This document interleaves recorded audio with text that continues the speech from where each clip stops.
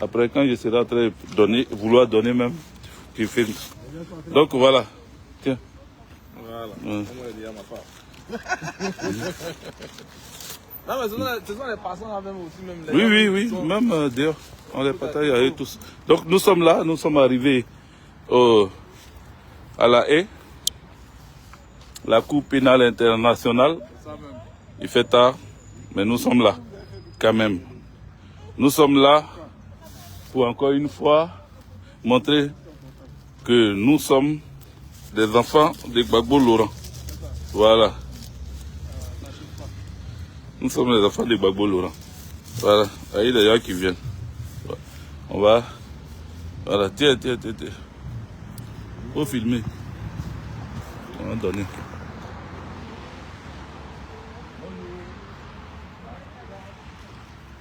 Can you learn this? You don't want learning? No, thank you. Huh? No, thank you. You don't want learn? No, thank you. No? Ils vont lire ça en cachette. Ils vont lire ça en cachette. Filme-moi. Donc voilà. Nous sommes là à la CPI. Il faut te placer comme ça. Il ne faut pas avoir peur, mon frère. J'ai avoir fait. J'ai fait un lien. Nous, on va manifester ici. Donc on est devant la CPI. On est venu pour donner ce que nous voulons donner. Voilà. Sachez une chose. Le président Laurent Gbagbo a été acquitté ici. Et c'est ici que nous sommes revenus pour mettre la pression, pour demander à ce que tout ce que on a demandé depuis des années, c'est-à-dire libérer Gbagbo, le président Laurent Gbagbo a été libéré.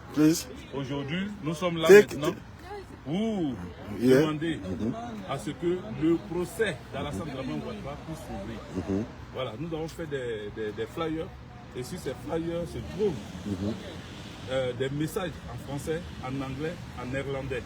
Voilà. Pour que ceux de La Haye puissent nous entendre et comprendre pourquoi nous sommes là. C'est ça. Voilà. Nous sommes là parce que le président Laurent Gbagbo, que vous voyez sur l'affiche, a été libéré, acquitté. Il a été blanchi par cette Cour pénale internationale. Aujourd'hui, depuis plus de combien d'années, nous attendons l'ouverture du procès de l'autre camp parce qu'il y a eu des morts. 75 000 personnes ont été tuées et jusqu'à aujourd'hui, il n'y a pas de procès ouvert pour l'autre camp. Le camp Gbagbo a répondu. On n'a même pas envoyé de témoins, mais quand même, il a été libéré, acquitté parce qu'ils savent pourquoi ils l'ont amené ici. C'était pour laisser le temps à Alassane Dramane Ouattara de pouvoir gouverner. Mais Alassane Dramane Ouattara n'est pas un simple gouvernant, c'est un criminel. Il doit venir répondre ici aussi. On ne peut pas débourser des milliards pour une institution pareille et rien ne va être fait. Si Karim Khan a décidé de fermer la CPI, s'il a décidé de fermer, comment on appelle, leur chambre, leur bureau au niveau de la Côte d'Ivoire, il faut que, à partir d'ici, nous leur disons, si vous avez fermé là, quels sont les résultats de vos investigations? Quels sont les résultats de vos enquêtes? Où en sommes-nous? Alassane Dramane Ouattara n'a pas encore répondu. Où en sommes-nous? Pourquoi nous sommes jusqu'à aujourd'hui à l'étape de demander encore l'ouverture d'un procès? Quand vous ouvrez le procès de Gbagbo Laurent, est-ce qu'on vous avait demandé d'aller ouvrir le procès pour Gbagbo Laurent? Vous étiez pressé, vous l'avez pris de Korogo, manu militari dans un avion, avec une seule chemise, un pantalon, vous l'avez amené ici. Il a fait la prison à Cheveningen ici. Maintenant qu'il est libéré, pourquoi le camp Alassane Dramane Ouattara est encore là et jusqu'à aujourd'hui, rien n'est fait pour que ce camp-là puisse répondre? C'est ce que nous sommes venus demander. Nos camarades ne sont pas encore arrivés.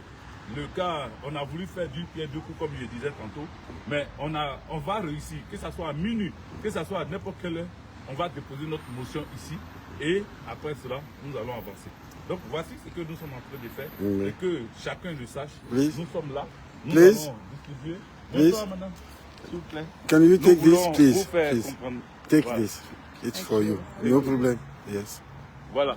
Donc nous sommes décidés à distribuer ce message qui est en français, en néerlandais et en anglais pour que chacun ici puisse en tirer les conséquences. Pourquoi Alassane Dramane Ouattara est encore libre et qu'il circule et qu'il enlève même le nom du président Laurent Gbagbo, celui-là même qui a été blanchi? Pourquoi lui, un criminel, il enlève le nom de quelqu'un qui a été blanchi. Donc nous disons non. Et c'est pour ça que nous sommes là. Nous sommes là, même si c'est à minuit, on va quitter ici. Nous sommes là et nous allons manifester, que ce soit devant les bureaux fermés, que ce soit avec les gardiens. Nous allons parler, nous allons nous exprimer, nous allons dire ce que nous pensons de cette Cour pénale internationale. Parce qu'ils ont reçu de l'argent. Ils ont reçu de l'argent pour pouvoir mener des enquêtes. Ça ne va pas s'arrêter pour un seul camp. C'est pour ça que le président Laurent Gbagbo a dit peut-être que l'argent qu'ils ont reçu là, c'est pour mener des enquêtes sur lui seul. C'est pour faire lui seul son procès. Mais en réalité, ce n'était pas le cas. Ils nous ont dit qu'il y a des belligérants. Il y a 2 belligérants. Il y a Gbagbo, il y a Alassane. Pourquoi Alassane n'a pas encore répondu? Voilà ce qui nous amène ici. Bonsoir. You don't want? No? Juste un livre. Parce que c'est ici que ça s'est passé. C'est ici qu'on a libéré Gbagbo Laurent. Et vous ne voulez pas aller chercher Alassane Draman Ouattara. Donc nous sommes venus insister, voilà, par le biais de notre présence déjà physique et par le biais de ces documents. Vous dire. Hello. Please. I want to give you this. No? Ok. Elle a pris? Il faut le faire. Donc voilà. Voilà ce que je voulais dire. On va continuer la mobilisation un peu. On va donner ce qu'on a à donner, à qui de droit, pour que chacun puisse en prendre. Voilà, en tirer des conséquences. Donc nous sommes là. On les traque. On les traque. On va jusqu'à côté d'eux pour leur donner ça. Ils n'ont qu'à prendre. Et puis ils n'ont qu'à savoir que oui, Gbagbo Laurent a été acquitté.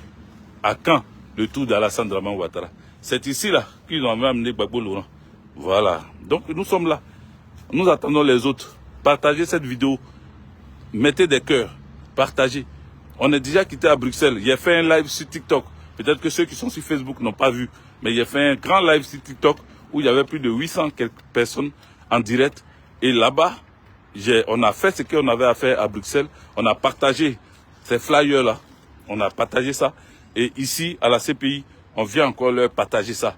Voilà, on est là. On est là. On ne dort pas. C'est de ça qu'il s'agit. Et on a besoin de vous.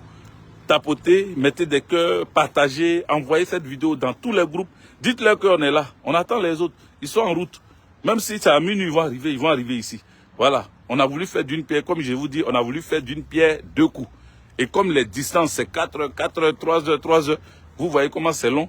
Voilà. On fait 4 heures pour arriver à Bruxelles. On finit, enfin, on fait 4 heures encore pour arriver ici. Et puis, on a quelques temps pour manifester.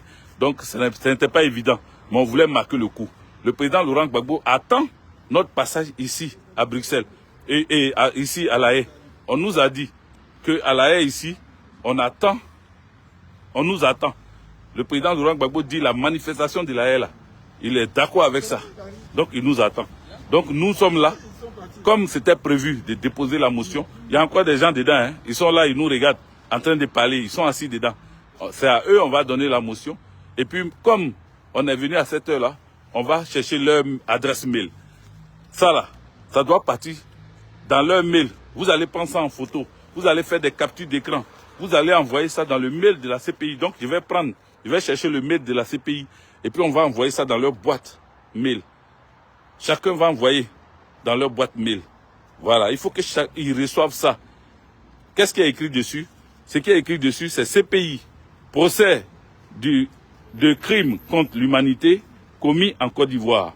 Le camp Gbagbo acquitté, à quand l'ouverture du procès du camp Ouattara.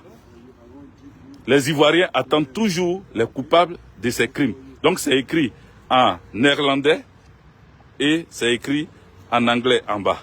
Voilà, ICC. Quand vous voyez ICC là, c'est CPI.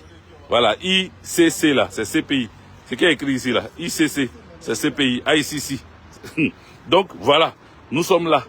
Nous sommes là et nous distribuons, nous continuons de distribuer les tracts. Voilà, les camarades le font. Voilà, elle a pris pour elle. Donc c'est comme ça. Voilà, on distribue. Même si c'est une personne, dès qu'ils sortent de la CPI, on leur donne ça. Voilà, dès qu'ils sortent de la CPI, on leur donne ça. Ils vont lire. Voilà. S'ils ne comprennent pas ce qui est écrit en français, ils vont lire ce qui est écrit en néerlandais. S'ils ne comprennent pas néerlandais, ils vont lire ce qui est écrit en anglais. Voilà. Au moins ces 3 langues-là, ils peuvent le faire. Ils peuvent le faire. Donc nous sommes là. Bonsoir. Voilà. S'il vous plaît. Bonsoir. Merci. Mesdames. Hello. Voilà. Take. No? Ok. On va parler. Betebo ici maintenant. On a take. Le représentant est arrivé. Voilà. Il vient d'arriver. Le représentant Blaise Pascal Logbo vient d'arriver. Voilà. Donc, comme on a dit, la motion, là, on va donner. Voilà. Ils ont même les trucs de police, là, devant ces pays. Avant, il n'y avait pas ça. Maintenant, il y a ça. Vous avez vu? Aujourd'hui, il y a police maintenant ici, en face de ces pays. Vous voyez? Donc, nos amis aussi, elles sont allés s'asseoir là-bas pour faire photo sur l'escalier des gens. Quand le policier va les soulever là-bas, je ne sais pas ce qu'elles vont dire. Voilà. Donc, on est en train de distribuer les flyers depuis qu'on est arrivé. Les 1-1 qui sortent là, on leur donne ça. Voilà. Donc, le représentant est là. Voilà, merci beaucoup. Viens, représentant. Merci beaucoup. Juste. Voilà. Le représentant Blaise Pascal Logbo. Alors, quelles sont tes impressions, même si tu as réussi, comment on appelle cette manif, voilà, qui présentait deux points stratégiques, Bruxelles, ouais, pour l'Union européenne et la CPI. Aujourd'hui, nous avons fini Bruxelles, nous sommes devant la CPI malgré l'heure. Tu n'es pas fatigué, tu es encore là. Alors, qu'est-ce que tu dis aux Ivoiriens et aux Ivoiriennes? En tout cas, merci beaucoup. Toi qui es notre représentant de toute la France au nord et du sud, pardon. Je voudrais te dire merci. Toute la délégation est encore en route. Nous avons atteint notre objectif. Oui. Et l'objectif de déposer des motions et dénoncer ce qui se passe en Côte d'Ivoire. Et les motions ont été déposées à l'Union européenne. Les motions ont été déposées aujourd'hui à la CPI. Et je pense que c'est une journée qui a été vraiment pleine. Nous continuerons notre combat, comme je l'ai dit tout à l'heure, à l'Union européenne. Les manifestations devant la Cour pénale internationale reprennent de nouveau jusqu'à ce que le président Laurent Gbagbo soit mis sur la liste électorale. Notre combat, c'est quoi? Notre combat est que nous reprochons deux choses à la CPI. La CPI a jugé le président Laurent Gbagbo. Il est acquitté et son acquittement a été accompagné d'une grosse de justice, c'est-à-dire d'une décision de justice. C'est à la CPI qui est au-dessus de toutes les justices qui sont membres de la CPI. La CPI doit se donner les armes pour faire, comment dirais-je, appliquer cette décision dans les pays où les gens ont été jugés et libérés. Et jusqu'à aujourd'hui, nous avons l'impression que la CPI ne fait rien pour Gbagbo. Le président Gbagbo est acquitté et il est ostracisé par la justice ivoirienne. C'est-à-dire, il a été jugé 2 fois pour la même faute. Et la CPI ne dit rien. C'est pour ça que nous sommes là pour déposer la motion qu'on a déposée. Je crois qu'elle est toute complète. Parce que nous réclamons non seulement ça, que les décisions de justice de la CPI soient respectées pour le président Laurent Gbagbo. Et en même temps, nous sommes là pour exiger un procès pour le camp Ouattara. Parce que le procès n'est pas terminé. Il y a eu des milliers de morts en Côte d'Ivoire. Et Gbagbo est acquitté. Gbagbo est acquitté. Donc nous demandons aujourd'hui à la CPI la suite du procès de la crise ivoirienne. C'est pour ça que nous sommes là. Voilà, donc pour ces deux problèmes, je pense que ça nous tient à cœur. C'est un premier voyage que nous faisons à la CPI, mais nous allons revenir en grand nombre tant que le nom du président Laurent Gbagbo n'est pas inscrit sur la liste électorale. Et tant que la CPI n'a pas engagé des poursuites dans le camp de M. Ouattara. Parce que vous avez vu vous-même, M. Bourgi est sorti et M. Bourgi a dit c'est Gbagbo qui a gagné les élections. Or, Gbagbo avait dit ici devant la CPI que c'est celui qui n'a pas gagné les élections qui a fait la guerre. Donc aujourd'hui, on sait qui a fait la guerre en Côte d'Ivoire. Nous faisons en sorte, et nous allons nous battre pour que cette justice-là soit équitable. Nous n'allons jamais accepter que la CPI juge ainsi. Mais représentant Pascal Logbo, est-ce que tu penses que ça va aboutir ce que tu es en train de faire comme combat? Est-ce que tu penses que à travers la CPI, à travers l'Union européenne, le nom du président Laurent Gbagbo peut être inscrit sur la liste électorale et que est-ce qu'il pourra être aussi candidat aux élections de 2025? C'est quand tu n'as jamais gagné de combat que tu doutes. Gbagbo était ici 10 ans.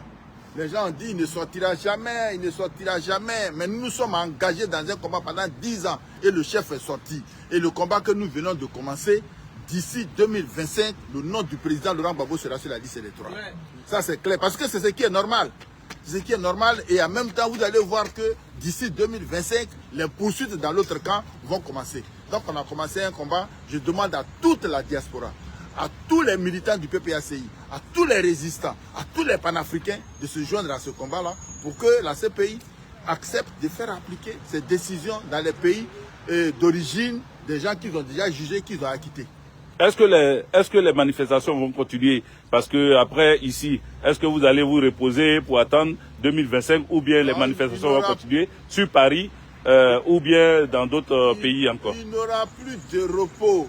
Là, nous venons de commencer un processus dans lequel il n'y aura pas de repos jusqu'à ce que le nom de Gbagbo sorte sur la liste électorale en Côte d'Ivoire.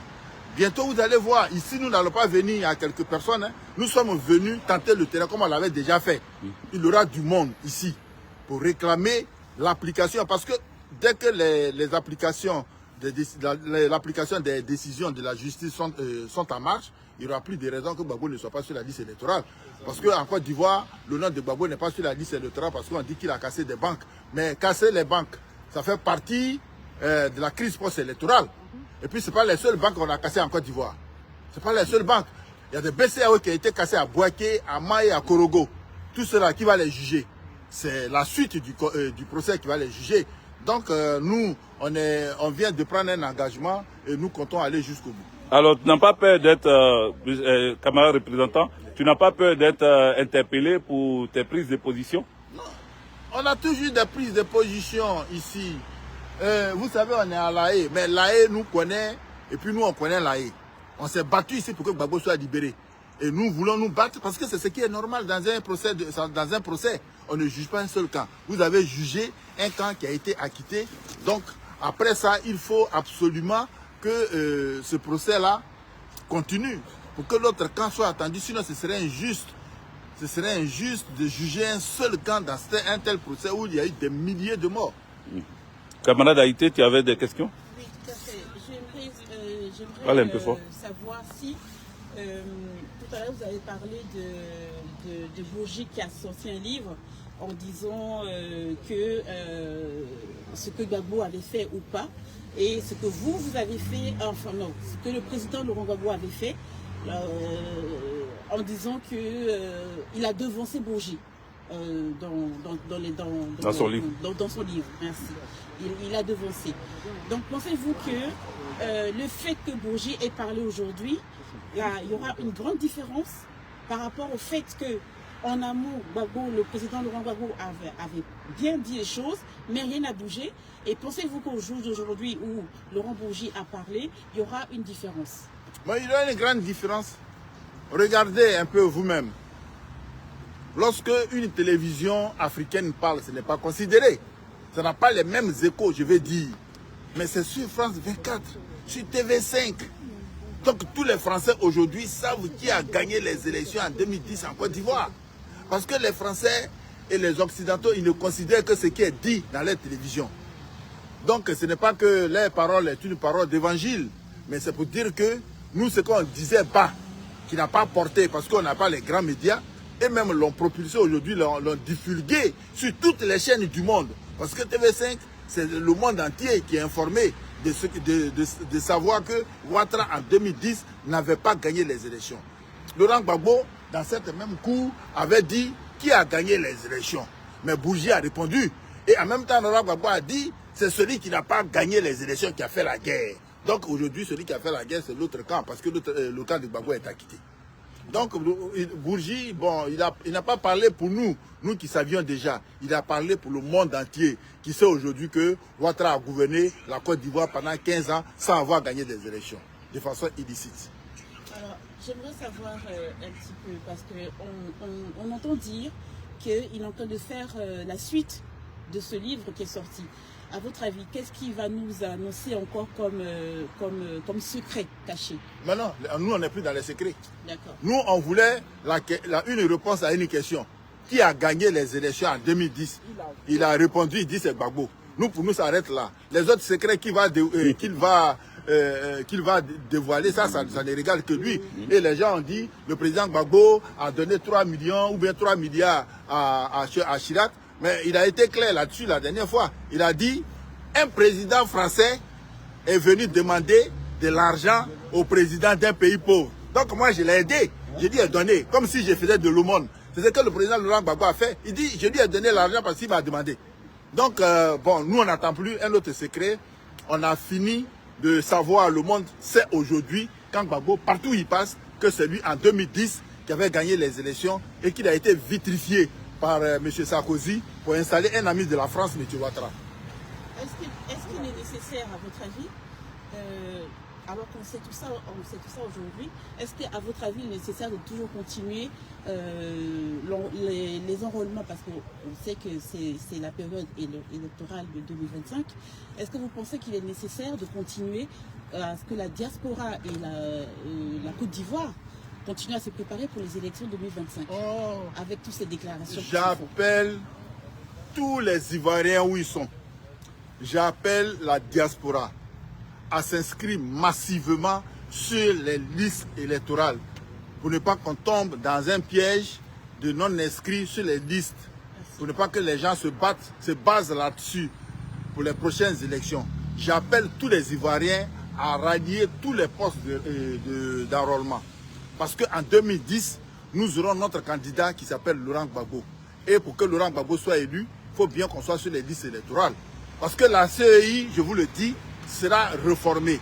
Et je vous dis en même temps que M. Ouattara ne peut pas être candidat en 2025 parce que c'est la Constitution qui le dit.